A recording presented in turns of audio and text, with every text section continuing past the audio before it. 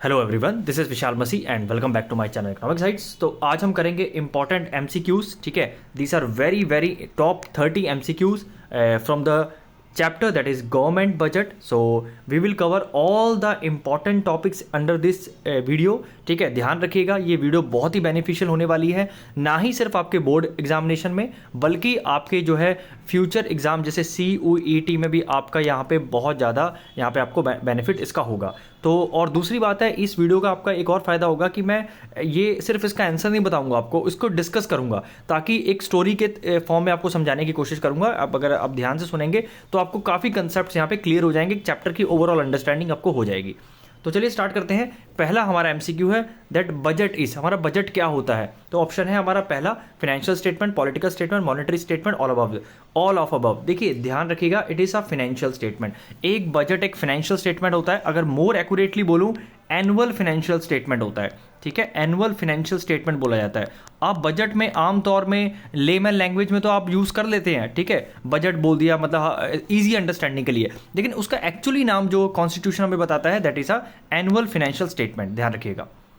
जो है second MCQ that is the objective of the government budget. तो objective दो आपके शायद सिलेबस में नहीं है, लेकिन आपको ये फ्यूचर में काम आएगा। तो बेसिकली क्या होता है, इकोनॉमिक स्टेबिलिटी बिल्कुल होता है, redistribution of income and wealth भी होता है। तो बोथ ए एंड बी होता ही होता है, क्योंकि एक इकोनॉमी को स्टेबल करने के लिए, ताकि ज़्यादा फ्लक्चुएशंस ना आए, ज़्यादा रिसेशंस मार्केट में, ज़्यादा फ्लक्चुएशन जैसे रिसेशन हो गया आपका, एक तरह का मतलब जो रिसेशन हो गया, जो साइकिल्स होती हैं वो इवनली चले। ये नहीं कि रिसेशन बहुत जल्दी आ रहा है फिर खत्म हो जा रहा है, बहुत जल्दी आ रहा है खत्म हो जा रहा है। ठीक है, there should be a proper balance in the market. Okay, fluctuations नहीं होनी चाहिए ज़्यादा। और redistribution of income and wealth होता है कि हमारी जो इनकम है वो ऐसे डिस्ट्रीब्यूट होनी चाहिए कि पुअर तक उसका जो है पहुंच हो। ओके, पुअर पीपल तक भी इनकम का जो है फ्लो हो। क्लियर हो गया? I hope it is clear till here. So third is from April 1 to 31 March period of year is called, उसे फिजिकल या फाइनेंशियल ईयर भी बोला जाता है। ध्यान रखना, it is also called physical या financial year. Then fourth, direct tax क्या होता है। डायरेक्ट टैक्स में एग्जांपल पूछा गया आपका डायरेक्ट टैक्स। देखिए, एक्साइज ड्यूटी नहीं, एक्साइज ड्यूटी आपका इंडायरेक्ट टैक्स है। कॉर्पोरेशन टैक्स बिल्कुल आपका डायरेक्ट टैक्स है। एंटरटेनमेंट आपका इंडायरेक्ट है। सेल टैक्स भी आपका इंडायरेक्ट है। तो कॉर्पोरेशन टैक्स क्या होता है, सबसे पहले पता होना चाहिए कॉर्पोरेशन टैक्स होता क्या है। देखिए, इसमें वर्ड से लेना कॉर्पोरेट, मतलब ये कंपनीज पे लगता है, प्राइवेट कंपनीज पे लगता है। ठीक है, आज की डेट में बताऊं कि अगर जो बड़ी कंपनीज है, अगर हम उसे जो MSME होती है, मीडियम स्मॉल एंटरप्राइजेस होती है बेसिकली, ठीक है, अगर उसको हम एक्सक्लूड कर दिया जाए तो जो बड़ी कंपनीज होती है उसमें जनरली आपका 22 से 25 आपका जो है % जो है कॉर्पोरेशन टैक्स है। मतलब अगर आज की डेट में जो टाटा जैसी बड़ी कंपनी या कोई बड़ी कंपनी अगर 100 रुपीज़ कमा रही है, उसमें 25 रुपीज़ तक गवर्नमेंट को देने पड़ सकते हैं। तो इतना आपका जो है कॉर्पोरेशन टैक्स चल रहा है इस समय। तो कॉर्पोरेशन टैक्स डायरेक्ट आपका प्रॉफिट से डिडक्ट होता है किसी भी कंपनी से, तो ये आपका डायरेक्ट टैक्स है। और एक एग्जाम्पल आप देख सकते हैं, इनकम टैक्स हो गया आपका। इनकम टैक्स आपका क्या है, that is a direct tax. Wealth tax अभी एक एग्जांपल है आपका डायरेक्ट टैक्स का। इनडायरेक्ट टैक्स फिर से बता दूं कि सेल टैक्स होता है, वेल्थ टैक्स आपका डायरेक्ट है, गिफ्ट टैक्स आपका डायरेक्ट है। तो इनकम टैक्स और सेल टैक्स आपका क्या हो जाएगा, इनडायरेक्ट हो जाएगा। ठीक है। Sixth that is a deficit budget. क्या होता है डेफिसिट का, बजट ही मतलब जब खर्चे सरकार के ज़्यादा हो रहे हैं और आमदनी कम हो रही है। तो budget expenditure is more than budget receipts. Very simple कि जब बजट जो एक्सपेंडिचर है वो ज़्यादा है आपका बजट रिसीट से। ठीक है। Seventh that is a surplus budget is where. Surplus budget कब होता है, ऑब्वियसली बात है जब आपका रेवेन्यू ज़्यादा होता है एक्सपेंडिचर से। ठीक है, तो यहाँ देखना पड़ेगा हमें रेवेन्यू कहाँ ज़्यादा है। तो रेवेन्यू हमारा बी वाले ऑप्शन में ज़्यादा है कि गवर्नमेंट रेवेन्यू या बजट रेवेन्यू आ जाए, गवर्नमेंट रेवेन्यू आ जाए, तो ये एक ही बात है। ठीक है, तो गवर्नमेंट रेवेन्यू ज़्यादा होगा आपके गवर्नमेंट एक्सपेंडिचर से, ऑब्वियसली बात है। और अगर ये बात करें, हम सी की बात करें, तो ये हमारा बैलेंस्ड बजट बोला जाएगा इसको। ठीक है, बैलेंस्ड बजट बोला जाएगा, जो कि बहुत मुश्किल होता है। It's not possible in the any of the economy. इतने बड़े बजट बनाने में आप बैलेंस कर लो, बिल्कुल it's not possible.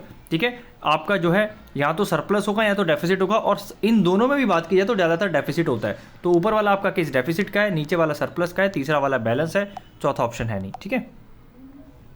8 physical deficit क्या होता है। देखो, फिजिकल डेफिसिट होता है जितना भी सरकार के खर्चे हैं और जितने भी सरकार को रिसीट्स मिल रही हैं, सार आमदनी हो रही है, उसमें से अगर हम बोरोइंग को हटा दें तो हमारा फिजिकल डेफिसिट होता है। ठीक है, तो कई बच्चे क्या कर देते हैं, सिर्फ आपका ये लिख देते हैं एक्सपेंडिचर माइनस रिसीट्स। ठीक है, ये इनकम्प्लीट है, क्योंकि प्रॉपर अगर फिजिकल डेफिसिट की अगर आप डेफिनेशन पढ़ेंगे तो आपका total expenditure minus total receipts होता है। मतलब जितना सरकार के खर्चे हैं उसमें से माइनस करेंगे जितनी सरकार को आमदनी होगी, प्लस बोरोविंग नहीं करनी है, क्योंकि अगर आपने बोरोविंग कर ली तब तो ये बराबर हो जाएंगे ना, तब तो जीरो आ जाएगा आपका आंसर। फिर फिजिकल डेफिसिट कैसे निकालेंगे? डेफिसिट का मतलब ही है कि कमी निकालना हमें, तो कमी तभी निकलेगी जब आप बोरोविंग हटा दोगे, बोरोविंग इंक्लूड कर दी तो बैलेंस हो जाएगा ना दोनों, तो आपका ए ऑप्शन सही हो जाएगा।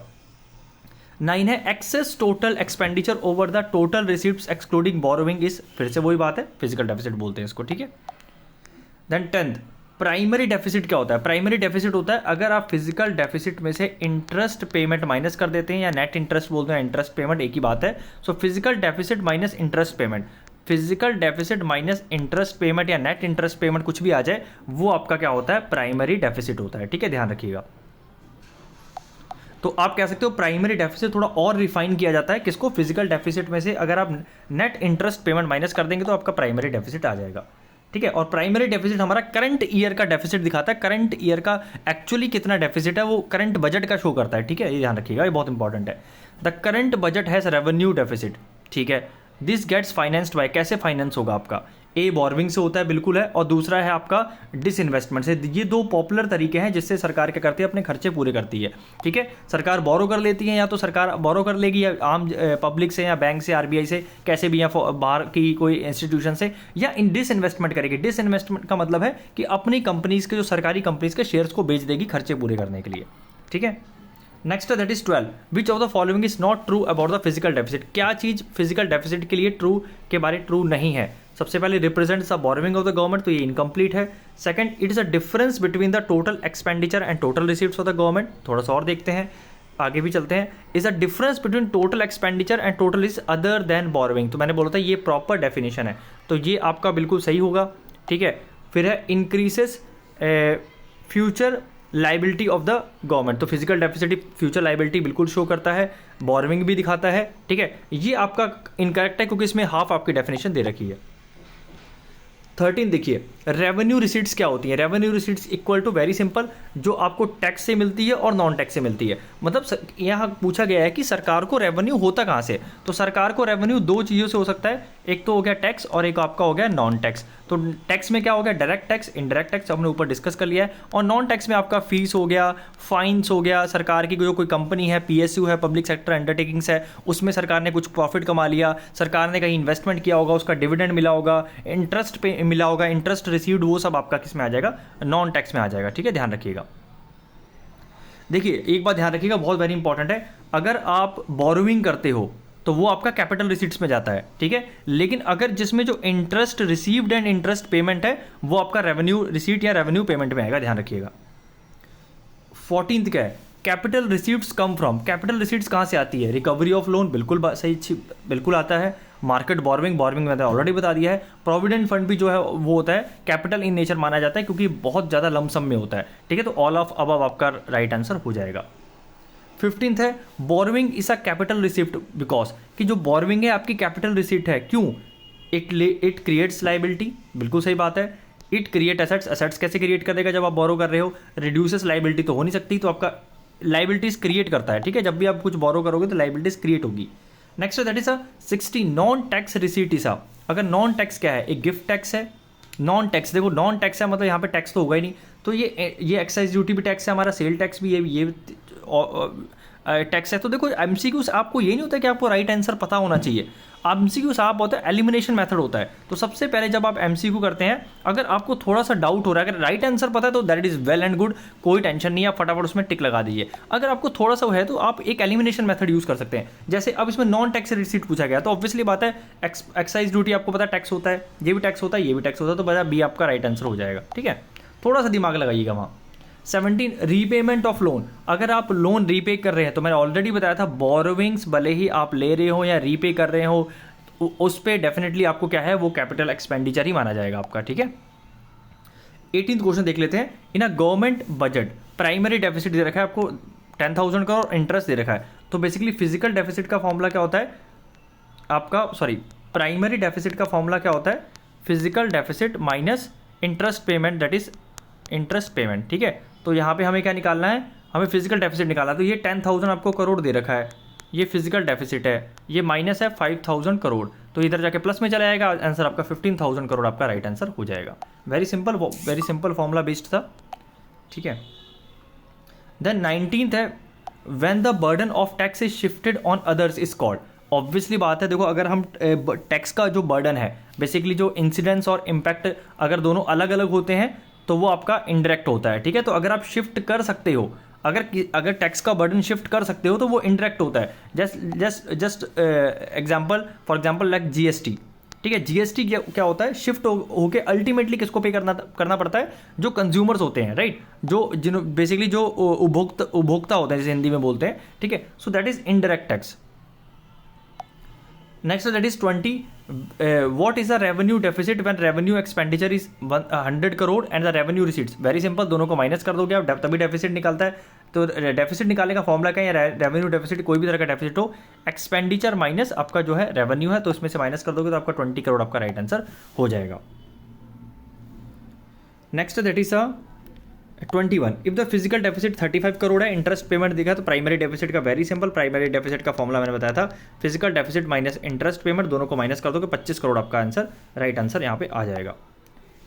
22, in the contest of the government budget which of the following statement is correct. कौन सी स्टेटमेंट यहाँ पे करेक्ट है कि budget is a statement of expert annual receipts and the expenditure of the government, बिल्कुल ठीक है। दूसरा भी देख लेते हैं, it is a detailed of actual receipts and expenditure of the government in a financial year, okay. It offers a detailed description of achievements in the government during a 5-year plans. Okay, it indicates, तो देखो B, C और D यहाँ होने से रहे, ठीक है। अब A और B देख लेते हैं। अब बजट इज अ स्टेटमेंट, ठीक है, तो यहाँ पे स्टेटमेंट बोला गया है, जो कि बिल्कुल सही है। स्टेटमेंट आपका तो ये स्टेटमेंट ही होता है, ठीक है।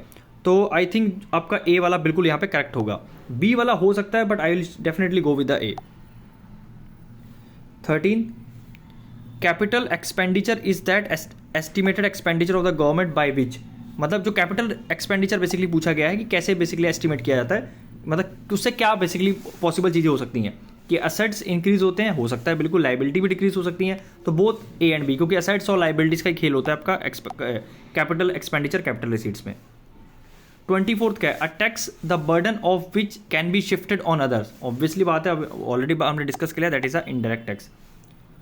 Policies of the surplus budget during inflation is a part of which objective of the, देखिए जो ऑब्जेक्टिव अगेन इस बार तो नहीं आएगा, लेकिन आप पढ़ सकते हैं कि जो policy of the surplus budget होता है ड्यूरिंग इन्फ्लेशन, वो इकोनॉमी को स्टेबल करने के लिए किया जाता है। Next, which of the, again objective से ही क्वेश्चन है आपका, ये एक्सपोर्ट प्रमोशन आपका ऑब्जेक्टिव नहीं है, क्योंकि ये कहीं ना कहीं आपका बैलेंस ऑफ पेमेंट में आ जाता है। 27 that is which does a government budget show. Government budget क्या शो करता है, estimated expenditure and estimated receipts आपको शो करता है, ध्यान रखिएगा। एस्टिमेटेड होता है, ध्यान रखना, एक्चुअल नहीं होता ये, क्योंकि आप पहले ही डिसाइड कर रहे हैं ना, तो आप एक्चुअल, ध्यान रखना, यहाँ बच्चे बहुत गलती कर देते हैं, ये बहुत सिंपल, एक एक्चुअल होता है, एस्टिमेट, ये एस्टिमेटेड होती है, ध्यान रखना है, ठीक है। इट्स नॉट एक्चुअल, एक्चुअल बाद में गवर्नमेंट बताती है जब साल खत्म होने वाला होता है। फिर 28 क्या है, what is a safe level of physical deficit. Very very important question, आपकी बुक्स में नहीं है, लेकिन ये जर्नल लेवल नॉलेज का क्वेश्चन है, CUET में डेफिनेटली पूछा सकता है। इसका आंसर 5% माना जाता है हमारे देश में, कि 5% जो है सेफ लेवल है हमारा फिजिकल डेफिसिट। या ये मत समझना कि 1% ऑफ GDP कम है तो कम में टिक लगा के आ जाए, नहीं, 5% को सेफ माना जाता है, ठीक है।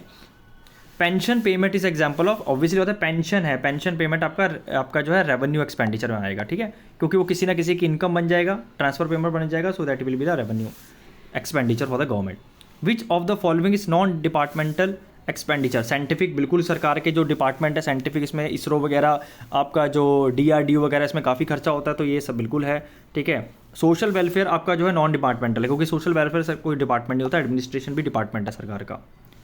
Then 31, union budget is a budget of. Union budget किसका बजट है, सेंट्रल गवर्नमेंट का, ऑब्वियसली बात है सेंट्रल गवर्नमेंट का, जहाँ पे यूनियन वर्ड आ गया वो सेंट्रल गवर्नमेंट का है। Last question but not the least, very important, disinvestment by the government. Government क्या करता है, बेसिकली अपने जो पब्लिक एंटरप्राइजेस है, सरकारी कंपनीज है, उसके जब शेयर बेच देती है तो that is called the disinvestment. तो आई होप आपको ये लेक्चर बहुत पसंद आया होगा, and I have may be satisfied your all your basically doubts. So please do like, comment and share. Many students are not even liking the lecture. ठीक है, I just putting all the lectures for free. मैं कोई भी आपसे charge नहीं करता हूँ, because I know many students may not be able to afford, and education कोशिश करता हूँ कि जब प्लेटफॉर्म फ्री दिया है यूट्यूब ने तो फ्री ही एजुकेशन दी जाए। तो please support my this cause, share it and do message me if you have any doubt. मैं इंस्टाग्राम की आईडी अपने जो है डिस्क्रिप्शन बॉक्स में दे दूंगा। Even you can take my number, that is 7060679807। Please do WhatsApp only, मैं WhatsApp पे ही आपका रिप्लाई कर पाऊंगा, कॉल मत करिएगा। So thank you so much, God bless you.